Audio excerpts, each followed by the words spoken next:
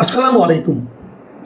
প্রিয় দর্শক, আপনাদের নিশ্চয়ই মনে আছে যে দুদিন আগে ভারতের সরকারের পক্ষ থেকে ভারতের লোকসভায় তাদের পররাষ্ট্র বিষয়ক সংসদীয় কমিটি যে প্রতিবেদনটা পেশ করেছিল, সেখানে তারা বলেছিল যে ভারতের মাটিতে বসে শেখ হাসিনাকে কোনো ধরনের রাজনৈতিক কার্যক্রম চালানোর সুযোগ দেওয়া হচ্ছে না। মানে হবে না বলে নাই, বলছে হচ্ছে না। মানে তখন থেকে হচ্ছে না, আগে থেকেও হয়নি, কখনোই হচ্ছে না। তো তখন প্রশ্ন উঠেছিল যে যদি দেওয়াই না হবে তাহলে উনি কিভাবে বিভিন্ন ইন্টারন্যাশনাল মিডিয়াকে সাক্ষাৎকার দিচ্ছেন এবং সেই সাক্ষাৎকারে উনি ওনার পরবর্তী পদক্ষেপ সম্পর্কে বলছেন। তো এই প্রশ্ন নিয়ে কিন্তু দুই ধরনের কথা আছে। এক ধরনের কথা হলো উনি সাক্ষাৎকারে ওনার অবস্থা উনি বর্ণনা করতেই পারেন, সেটা তো রাজনীতির পার্ট না। রাজনীতির পার্ট হলো কীভাবে উনি দেশ দখল করবেন না কী করবেন এগুলো। আবার অন্যভাবে একটা ব্যাখ্যা হয় যে তার মতো ব্যক্তি যে কথাটাই বলেন সেটাই আসলে একটা রাজনৈতিক ইঙ্গিত অথবা রাজনৈতিক একটা পদক্ষেপ। এটা নিয়ে দুই রকম বিরোধ থাকতেই পারে, কিন্তু যখন নাকি এই কথাটা বলা হলো তখন অতীতের বিষয় নিয়ে নানা রকম আলোচনা হলেও একটা কথা কিন্তু মানুষ ভেবেছিল যে তাহলে আমরা ভবিষ্যতে হয়তো এই ধরনের আর কোনো রকম কর্মকাণ্ড দেখব না। কিন্তু বাস্তব হলো সম্পূর্ণ উল্টা। উল্টা কিভাবে? যে আজকে ভারতেরই একাধিক মিডিয়াতে, ইন্ডিয়া টুডে, দ্য হিন্দু, এরকম সকল মিডিয়াতে একটা খবর বেরিয়েছে।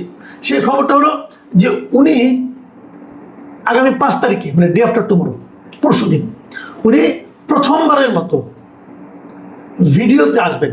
মানে একটা অনুষ্ঠান হবে, সেই অনুষ্ঠানে উনি আগামী 5 তারিখে সন্ধ্যা 6টা থেকে 7:30 পর্যন্ত নয়াদিল্লির মাথুরা রোডে অবস্থিত স্যার মার্ক টালি অডিটোরিয়ামে একটা অনুষ্ঠানের আয়োজন করা হয়েছে। এই অনুষ্ঠানটার আয়োজন করেছে foreign correspondent club of south Asia, মানে FCC সাউথ এশিয়া।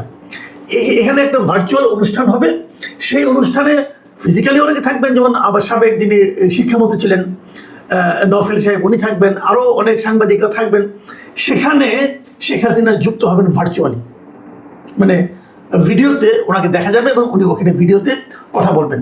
উনি যেখানে আছেন সেখান থেকে উনি সেখানে যুক্ত হবেন এবং সেখানে আরও যারা অংশ নেবেন তাদের মধ্যে শেখ হাসিনার পুত্র সজীব ওয়াজেদ জয় আছেন, আগে বলেছি শিক্ষামন্ত্রী মহিবুল হাসান চৌধুরী নওফেল আছেন, এবং এই ওখানে একটা কিছু বিদেশি বাংলাদেশি আর কি বিদেশি মিডিয়াতে যারা জব করেন সেরকম কিছু লোক থাকবেন। বাংলাদেশ হিউম্যান রাইটস ওয়াচের মহাসচিব মোহাম্মদ আলী সিদ্দিক এরা থাকবেন এবং এখানে আরও অনেকের নাম আছে, যেমন সাবেক কূটনীতিক নিরাপত্তা বিশ্লেষক আমিরুল হক পলাশ, রাজনীতি ও সন্ত্রাস বিরোধী বিশ্লেষক আবু ওবায়দা আরিন, হ্যাঁ, এবং বাংলাদেশ হিউম্যান রাইটস ওয়াচের USA পরিচালক শাহ মোহাম্মদ বখতিয়ার এরা থাকবেন। তবে যে নামটা আমার কাছে খুব ইন্টারেস্টিং মনে হয়েছে সেটা হলো যে সাবেক ক্রিকেটার, আওয়ামী লীগ আমলের শেষ সংসদের সংসদ সদস্য মিস্টার সাকিব আল হাসান, তিনিও এখানে থাকবেন এই অনুষ্ঠানে। তো এগুলো অনেকটাই মানে আন্তর্জাতিক মিডিয়া, ভারতের মিডিয়া, আমাদের বাংলাদেশের মিডিয়া সব জায়গায় কিন্তু একটা কৌতূহল সৃষ্টি করেছে যে প্রথমবারের মতো উনি ওনার ছবি মানুষ দেখতে পাচ্ছেন। উনি প্রকাশ্যে আসছেন, ভার্চুয়ালি হতে পারে, ভিডিওর মাধ্যমে হতে পারে, কিন্তু ওনার চেহারাটা দেখা যাবে এবং ওই চেহারা দেখিয়ে ভিডিওরভাবে উনি কিছু কথাবার্তা বলবেন। উনি কি বলবেন কি না বলবেন এটা নিয়ে মানুষের মধ্যে একটা কৌতূহল তৈরি হতেই পারে, এই কারণে যে উনি কিন্তু বেশ কিছুদিন আগে ঘোষণা দিয়েছিলেন যে উনি এই বছরের ডিসেম্বরের মধ্যে দেশে ফিরবেন। একা নয়, দলের শীর্ষ পর্যায়ের নেতাদের নিয়ে উনি দেশে ফিরবেন। এখন প্রশ্ন হচ্ছে যে এটা নিয়ে আমরা আগে আলোচনা করেছি যে উনি কীভাবে ফিরবেন, ফিরলে কী হবে, কী হতে পারে, সরকার কী ভূমিকা নেবে, এখানে অন্য যারা আছেন বিভিন্ন রাজনৈতিক দল তারা এটাকে কীভাবে নেবেন। এরই মধ্যে অনেকে দেখলাম বেশ মানে অহংকার করে বলছিলেন শেখ হাসিনা জীবনে দেশে ফিরতে পারবেন না, ওনার লাশও দেশে ফিরবে না। আমি নিজেও একসময় মনে করতাম যে উনি হয়তো আর দেশে ফিরবেন না, ফিরতে পারবেন না, কিন্তু এখন অবস্থা দৃষ্টি মনে হচ্ছে যেন সব কিছু চেঞ্জ হয়ে যাচ্ছে। এবং কেউ কেউ এমনও বলছেন, ভারতীয় অনেক কূটনীতিকও বলছেন, ভারতের একটা পত্রিকা, যেমন ভারতের পত্রিকাগুলো যেটা এসেছে, দেখুন আমি আপনাকে দু একটা পত্রিকার হেডলাইন দুটো পত্রিকার হেডলাইন বলি। যেমন ইন্ডিয়া টুডে, তারা হেডলাইন করেছে যে 2 years after ouster Sheikh Hasina to make first public appearance in India, মানে ক্ষমতাচ্যুত হওয়ার 2 বছর পর শেখ হাসিনা প্রথম পাবলিকের সামনে আসছেন, যেভাবে আসুন ভিডিওর মাধ্যমে হোক না হোক আসছেন। এবং এই আসার জন্য উনি বেছে নিয়েছেন ঠিক 5 আগস্টকে, যে 5 আগস্টে ওনাকে সর্বশেষ দেখা গিয়েছিল, জনগণ থেকে সবশেষ যেদিন দেখেছিলেন, তার ঠিক 2 বছর পূর্তির দিনে উনি আবার জনগণের সামনে আসছেন। এখন এই 5 আগস্টকে বেছে নেওয়া এটাও কোনো ইঙ্গিতপূর্ণ বিষয় কিনা এটা আমি বলতে পারবো না, কিন্তু এটা নিয়ে কিন্তু আলোচনা চলতেই পারে যে হোয়াই 5th of আগস্ট, এটা অন্যদিনও তো হতে পারতো, তাও হয়নি, একদম 5 তারিখে হয়েছে। কাজে এখানে হয়তো উনি কি বলবেন না বলবেন এটা নিয়ে তো অন্যরকম আলাপ আলোচনা চলবে। হয়তো উনি বলবেন ওনার রাজনৈতিক ভবিষ্যৎ, উনি হয়তো বলবেন উনি পরবর্তী পদক্ষেপ কী হবে, তো অনেক কিছুই বলবেন, তো এটা নিয়ে আলোচনা হচ্ছে। কিন্তু ইন্টারেস্টিং একটা হেডলাইন আমি দেখলাম, ভারতের খুব বিখ্যাত একটা পত্রিকা দ্য হিন্দু, ওনারা যে শিরোনামটা করেছে সেটা আপনারা শুনুন। ওনারা শিরোনাম করেছেন যে Sheikh Hasina to hold pressure on August 5, a month before Tarique Rahman's expected visit. মানে তারেক রহমান ব্রিক্স সম্মেলনে কিন্তু যাওয়ার জন্য তাকে আমন্ত্রণ জানানো হয়েছে। যদি উনি সেখানে যান সেটা হবে সেপ্টেম্বরে, মানে উনি যাচ্ছেন তাহলে যখন তার 1 মাস আগে হাসিনার এই যে বাইরে বেরিয়ে আসাটা, এটা তারেক রহমানের সরকারের উপর এক ধরনের প্রেশার তৈরি করতে পারে। এবং দ্য হিন্দু এই রিপোর্টটা লিখেছেন কল্লোল ভট্টাচার্য, আমি রিপোর্টটা পড়লাম। এখানে উনি বেশ কিছু কথা বলেছেন। উনি যে কথাগুলো বলেছেন তার মধ্যে আমি 2-একটা কথা আপনাদেরকে বলি। উনি বলার চেষ্টা করেছেন, যে একজন এক্সপার্টের বক্তব্য দিয়ে উনি বলার চেষ্টা করেছেন যে এই যে হাসিনা ঘোষণা করেছেন যে উনি বাংলাদেশে ফিরে যেতে চান, যাবেন, এই জিনিসটা ভারতকে, বিশেষ করে ভারতীয় গভর্নমেন্ট এবং ভারত এদেরকে এক ধরনের স্বস্তি দিচ্ছে।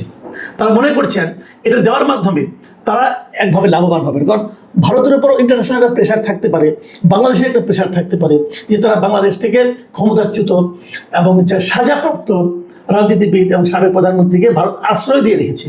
এটা ভারত বাংলাদেশের সম্পর্কের ক্ষেত্রে একটা নেতিবাচক প্রভাব ফেলতে পারে। কিন্তু যদি উনি নিজে থেকেই ব্যাক করতে চান, অথবা যদি ব্যাক করেন, তাহলে এই জায়গাটাতে ভারত নির্ভর হয়ে যেতে পারবে। এটা হলো এক ধরনের বক্তব্য। আর এই রিপোর্টে আমি আরেকটা জায়গায় পড়লাম, সেখানে হলো মিস্টার পিনাক রঞ্জন চক্রবর্তী, আপনাদের খেয়াল আছে বাংলাদেশে একসময় ভারতের হাই কমিশনার ছিলেন। তিনি বলেছেন যে উনি মনে করেন যে হাসিনা ডিসেম্বরের মধ্যে দেশে ফেরার যে ঘোষণা দিয়েছেন এটা আসলে ফাঁকা বলি নয়। উনি মনে করেন যে হাসিনা আসলেই ফিরবেন, এবং উনি এটা কারণ হিসেবে বলছেন যে ওনাকে আসলে উনি যদি না ফিরেন তাহলে হয়তো আওয়ামী লীগই হারিয়ে যাবে। আওয়ামী লীগকে টিকিয়ে রাখার স্বার্থে ওনার ফিজিক্যাল প্রেজেন্স বাংলাদেশে এটা খুব জরুরি, এবং যে কারণে উনি ফিরবেন। এবং উনি আরেকটা কথা বলেছেন যে তার অ্যাগেনস্ট, তার বিরুদ্ধে কোনো ধরনের লিগাল যদি প্রসিডিওর গ্রহণ করা হয়, লিগাল কোনো রকম ব্যবস্থা নেওয়া হয় যাতে নাকি ফিজিক্যালি ওনার কোনো শারীরিকভাবে ওনার কোনো ক্ষতি হতে পারে, সেই বিষয়টা নিয়েও কিন্তু ওনাকে চিন্তা করতে হবে, তারপর ওনাকে ফিরতে হবে। এবং উনি এটাও মনে করেন যে এটা ইমিডিয়েট যাওয়ার সঙ্গে সঙ্গেই হয়তো কোনো ধরনের পানিশমেন্ট ওনাকে দেওয়া হবে না, ওনাকে এটা নিয়ে আপিল করার সুযোগ দেওয়া হবে। এবং এক্ষেত্রে ভারতও কোনো ভূমিকা রাখতে পারে কি না এটা নিয়েও কিন্তু উনি এক ধরনের একটা সম্ভাবনার কথা বলেছেন। মানে ওনার বক্তব্য হলো যে এটা আমি অবাক হব না যদি ভারত এখানে কোনো একটা ভূমিকা রাখে, এবং ভারত যদি এই বিষয়টি নিয়ে বাংলাদেশের সঙ্গে আলোচনা করে এবং ওনার নিরাপত্তার ব্যাপারটা এনশিওর করতে চায়। এটা খুব একটা মানে সে অবাক হবে না। তো এই যে ঘটনাগুলো ঘটছে দেখুন, যে যখন কতগুলো বিষয় দেখত, উনি আগের থেকে ইন্টারভিউ দিচ্ছিলেন উনি ফিরবেন, তারপরে ভারত বলল আমার এখান থেকে কোনো রাজনীতি চলবে না, এবং বলার পরে উনি ঘোষণা দিলেন যে উনি প্রকাশ্যে আসবেন, ভিডিওর মাধ্যমে আসবেন, এবং তারপর বিভিন্ন এই সময় 1 মাস পরে সেখানে আবার ভারতে আবার তারেক রহমান যাবেন, এবং সব কিছু কিন্তু শেখ হাসিনা, বাংলাদেশ সরকার, ভারত সরকার এর মধ্যে ঘুরপাক খাচ্ছে। এখন এখান থেকে ইঙ্গিতটা কি পাচ্ছেন আপনারা? এখান থেকে কিন্তু অনেক কিছু ঘটবে এরকম মনে করা যায়, এবং যে ঘটনাগুলো ঘটবে বলে আমি মনে করি শেষ পর্যন্ত। এখানে আবার আরেকটা কথা বলিনি, আরেকটা কথা বলে নেওয়া দরকার। সেটা হলো, আমাকে আবার আমাদের দেশের একজন সিনিয়র সাংবাদিক উনি বললেন যে যদিও শেখ হাসিনা বলছেন উনি আসবেন, কিন্তু শেষ পর্যন্ত উনি ভিডিওতে আসবেন না। এটা হলো আরেকটা সোর্সের কথা। যুক্তরাষ্ট্রে অবস্থানরত কিছু আওয়ামী লীগের লোকজন তারা নাকি এটা বলেছেন যে উনি আসলে আসবেন না। এখন যদি উনি মানে ওনারা যদি ভিডিওতে না আসেন তার কি অর্থ হতে পারে, এবং তার কি আফটার ইফেক্ট হতে পারে? আমি পার্সোনালি মনে করি না আসলে ওনার নেতা কর্মীদের মধ্যে একজন হতাশা তৈরি হবে, এটা যেমন ঠিক, পাশাপাশি এখান থেকে আরেকটা ইঙ্গিত পাবে যে তাহলে আমরা বুঝবো যে ভারত সরকারই হয়তো ওনাকে ভিডিওতে আসতে বাধা দিচ্ছে। যদি সেটা হয় তাহলে এখানে আপনার ভারতের আরেক ধরনের মনোভাব শেখ হাসিনার প্রতি, যেটা নাকি খুব একটা ইতিবাচক মনোভাব বলা যাবে না, সেটাও কিন্তু প্রকাশিত হবে। এখন আমাদের আরেকটা দিন নোট করতে হবে, আজকে 3 তারিখ, মাঝখানে আরেকটা দিন এবং 5 তারিখ সন্ধ্যায় আমরা বরং দেখি যে আদৌ উনি আসেন কি আসেন না। তবে আমার যেটা মনে হয় যে শেখ হাসিনার বাংলাদেশে ফেরা না ফেরা এই সব কিছুই অতি দ্রুত আমরা বোধহয় ঘটতে দেখব। প্রিয় দর্শক, এখন এ পর্যন্তই। আল্লাহ হাফিজ।